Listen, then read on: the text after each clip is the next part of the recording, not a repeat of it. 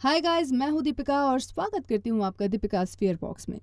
आज हम movie review करने वाले हैं पैरासाइट और ये मूवी अपने आप में ही एक कंफ्यूज्ड मूवी है। ये रिव्यू सुनने के बाद अगर आपको मूवी में कुछ समझ में आता है तो मुझे ज़रूर बताइएगा कमेंट बॉक्स में। मूवी शुरू होते ही हमें एक फैमिली दिखाई जाती है जिसमें एक माँ बाप और उनके दो बेटे होते हैं। उनके घर की फाइनेंशियल कंडीशन कुछ ठीक नहीं थी, इसीलिए वो पिज़्ज़ा पैकेट बनाने का काम करते थे और ये काम उनके लिए काफ़ी नहीं था। एक दिन उस फैमिली का लड़का जिसका नाम किवू था और उसका दोस्त दोनों बैठे हुए थे। तब किवू अपनी फाइनेंशियल कंडीशन अपने दोस्त को बताता है। तब उसका दोस्त उससे कहता है, मैं तो स्टडीज़ के लिए बाहर जा रहा हूँ, तुम एक लड़की को ट्यूशन पढ़ा दो जिसे मैं ट्यूशन देता हूँ। तब किवू कहता है कि क्या वो लोग मुझे नौकरी पर रखेंगे। उसके दोस्त ने कहा कि मैं तुम्हारी सिफारिश कर दूंगा। किवू की बहन किचुंग जो एक आर्टिस्ट होती है, वो उसके लिए एक फर्जी डिग्री बना देती है। अगले दिन किवू ट्यूशन के लिए वहां जाता है, जहां वो देखता है उनका घर तो बहुत बड़ा था, जो फैमिली बहुत अमीर थी और उस फैमिली का नाम पार्क फैमिली होता है। किवू उनकी लड़की जिसका नाम दहाई होता है उसको डेमो देता है। उस लड़की की मदर जिसका नाम परकेयो है, वो किवू को काम पर रख लेती है। तब उसे पता चलता है कि वहां पर उनका एक लड़का भी है जिसका नाम इशोंग है। उसे पेंटिंग करने का बड़ा शौक है और वो उसके लिए एक टीचर ढूंढ रहे हैं। तब किवू कहता है कि मेरी कजिन है जो आपके बच्चे को सिखा सकती है। अगले दिन वो अपनी बहन को जेसिका नाम से उनसे मिलवाता है। अब जेसिका उसके भाई की क्लास ले रही होती है। तब वहां उसे डाशोंग के पापा नजर आते हैं, जो ड्राइवर से जेसिका को घर छोड़ने को कहते हैं।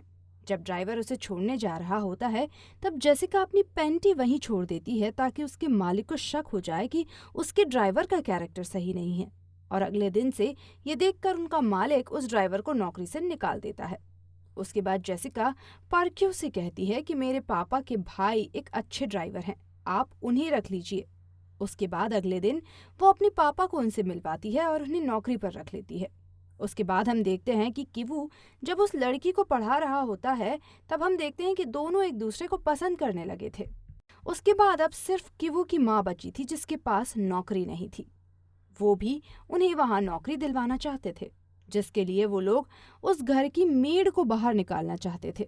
उसके लिए वो उसके ऊपर एक एलर्जिक पाउडर डाल देते हैं, जिससे वो बीमार होकर हॉस्पिटल चली जाती है, जहां वो ड्राइवर उसकी फोटो क्लिक कर लेता है और अपनी मालकिन को बताता है कि उस मेड को एक सीरियस बीमारी है। उसकी मालकिन यकीन नहीं करती। जब वो मेड खांसने के लिए एक टिश्यू पेपर यूज करती है, तब वो ड्राइवर उस पर सॉस गिरा देता है। ये देखकर मालकिन उसे भी काम से बाहर निकाल देती है और वो ड्राइवर अपनी बीवी को काम पर लगा देता है। एक दिन पार्क फैमिली जब कहीं बाहर जा रही होती है तो चारों घर में पार्टी करने लगते हैं। तभी वहां पुरानी मेड आती है जो कहती है, मुझे अंदर आने दो, वहां मेरा कुछ सामान रह गया है। उसके बाद वो बेसमेंट में चली जाती है। जब वो बहुत देर तक बाहर नहीं आती, तब चुंग शुंग वहां जाकर देखती है। तब उसे वहां एक आदमी नजर आता है जो पुरानी मेड का पति था। उसके बाद वो मेड कहती है कि उसके सर पर बहुत कर्जा होने की वजह से मैंने इन्हें छुपा कर रखा है, तुम इन्हें रोज खाना दे देना, देखो मैं तुम्हें इसके पैसे भी दिया करूंगी। पर वो इस बात के लिए मना करती है। तब वो बाप और भाई बहन वहां आ गिरते हैं और वो पुरानी मेड उनका वीडियो बना लेती है जिनमें उन्होंने उस ड्राइवर को पापा कहा था। वो कहती है कि तुमने ऐसा नहीं किया तो मैं ये मालकिन को सेंड कर दूंगी। पर सभी उससे लड़ाई करके उस वीडियो को डिलीट कर देते हैं। उसके बाद मालिक का फोन आता है जिसमें वो कहती है कि हम वापस आ रहे हैं, बारिश की वजह से हमारी ट्रिप कैंसिल हो गई है। उसके बाद वो लोग पुरानी मेड और उसके हस्बैंड को वापस बेसमेंट में छुपाकर घर को साफ करते हैं, जिससे उनके मालिक को शक ना हो। वो दोनों भाई बहन और उसके पापा एक सोफा के नीचे छुपे होते हैं, जहां मालिक और मालकिन बात करते हैं कि इस नए ड्राइवर में से एक अजीब सी गंध आती है। ये बात वो लोग नीचे से सुन रहे थे। उनकी बॉडी पर गंध आती है क्योंकि वो लोग एक कचरे वाले एरिया में रहते थे। जब वो वहां से निकलकर घर पहुंचते हैं, तब वो देखते हैं उनका घर पूरा पानी में डूब गया है और अब वो रहने लायक नहीं है। उसके बाद वो सभी एक जगह जहां बहुत सारे लोग होते हैं वहां सोते हैं। अगले दिन कीचोंग को कॉल आता है कि हमारे बेटे का बर्थडे है और आप उनकी टीचर हैं तो आपको आना है। एक तरफ जब मालकिन को उनका ड्राइवर शॉपिंग करवाकर घर ला रहा होता है, तब मालकिन अपनी नाक बंद कर लेती है क्योंकि उससे एक गंध आ रही थी। तब ये देखकर उसके ड्राइवर को काफी बुरा लगता है। उसके बाद जब दहाई और किवू सोचते हैं कि अगर बेसमेंट का पता मालकिन को चला तो वो हमें वहां से निकाल देगी, उसके बाद वो एक पत्थर अपने साथ लेकर बेसमेंट में उन दोनों को मारने जाता है। पर वहां पर वो पुरानी मेड पहले ही मर चुकी होती है, क्योंकि चुंग सुक ने उसे धक्का दिया था और वो गिरकर मर गई थी। तब किवू ऐसा करने जाता है, तब उसकी मेड का पति उसके गले में एक रस्सी डालकर उसे मारने लगता है और वो वहां से भाग जाता है।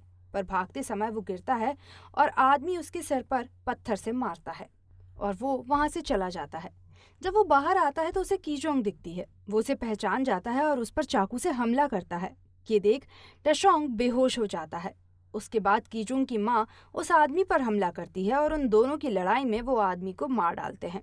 जब उस घर के मालिक अपने बेटे को हॉस्पिटल ले जाने के लिए चाबी लेने आते हैं जो उस मरे हुए आदमी के नीचे थी, तब वो अपनी नाक बंद कर लेते हैं, क्योंकि उसमें से भी उन्हें उसके ड्राइवर जैसी ही गंध आती है और अपनी चाबी लेकर अपने बेहोश बेटे को हॉस्पिटल ले जाने के लिए वो लोग भागते हैं। ये सब उनका ड्राइवर देख रहा होता है। तभी वो चाकू लेकर आता है और अपने मालिक पर हमला कर देता है। उसने ऐसा इसलिए किया था कि उसकी बेटी भी धीरे धीरे मर रही थी, पर किसी को उसका ख्याल नहीं आया। वो अपने आप को उस मरे हुए आदमी से रिलेट करता है और सोचता है कि हम जैसे लोगों का यहाँ कोई नहीं होता। उसके बाद वो ड्राइवर वहां से भाग जाता है। कीचोंग मर जाती है और किवू बच जाता है। उसके बाद पार्क फैमिली उस घर को बेच देती है। उस घर के बेसमेंट में आज भी वो ड्राइवर वहां रहता है, क्योंकि अपने मालिक को मरने के बाद वो वहां पर छुप गया था। वो वहां मोर्स कोड की मदद से लाइट को ऑन ऑफ करके ये बताता रहता है कि वो अभी जिंदा है। उसके बाद कि वो सक्सेसफुल बनकर वो घर खरीदता है और उसके पापा बाहर आकर उससे मिलने लगते हैं, पर ये सिर्फ उनका एक सपना होता है और मूवी यहाँ खत्म हो जाती है। तो गाइज, इस मूवी में मुझे तो कुछ पल्ले नहीं पड़ा। अगर आपको पड़ा हो तो मुझे कमेंट बॉक्स में ज़रूर बताइएगा। वीडियो को लाइक कीजिए और चैनल पर नए हैं तो इसे सब्सक्राइब ज़रूर कर लीजिए। हमारी मुलाकात होगी अगले ही ऐसे किसी वीडियो के साथ। तब तक के लिए अपना ध्यान रखें।